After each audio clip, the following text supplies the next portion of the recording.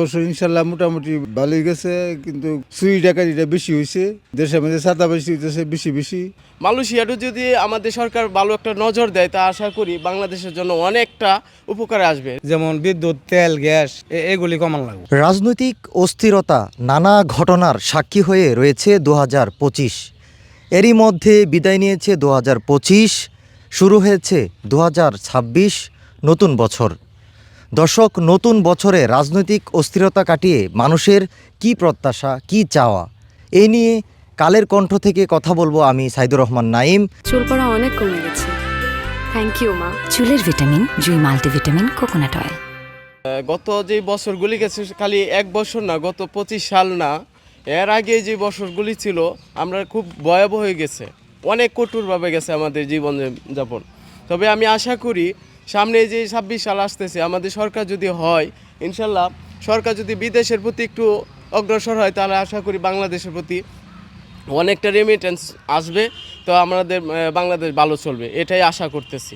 আর বিশেষ করে মালয়েশিয়াটা যদি আমাদের সরকার ভালো একটা নজর দেয়, তা আশা করি বাংলাদেশের জন্য অনেকটা উপকারে আসবে। রেমিটেন্স আসলে আমাদের অনেক উন্নতি, বাংলাদেশের লাগে অনেক কিছু হবে, আমি আশা করি এটাই। তো গত বছর খুব খারাপ হয়ে গিয়েছিল, রাহাজানি, সন্ত্রাসী অনেকই ছিল। তো আশা করি সামনে যেই বছরটা আসবে 26 সাল, আমাদের সরকার আসবে, নিয়ম মাফিকভাবে আমাদের নির্বাচনটা হবে, নিয়ম শৃঙ্খলাভাবে, এটাই আমরা আশা করি। সংসার চালাইতে গেলে তো জিনিসপত্রের দাম, আন্তর্জাতিক যে মালামাল আছে এইগুলির দাম কমানো লাগবে। কৃষকের যে ফসল, এটা কৃষকের ফসল বেশি হইলে দাম কমে, দুর্যোগে যেমন মায়ের জায়গা তখনই দাম বেড়ে যায়। আন্তর্জাতিক যে মালগুলাই আছে, যেমন বিদ্যুৎ, তেল, গ্যাস এগুলি কমানো লাগবে। যে স্বর্ণের দাম, এগুলি কমাইলে আমাদের দেশ উন্নয়নের দিকে যাইব। গত বছর ইনশাল্লাহ মোটামুটি ভালোই গেছে, কিন্তু চুরি ডাকাতিটা বেশি হয়েছে, দেশের মধ্যে চাঁদাবাজি হইতেছে বেশি বেশি।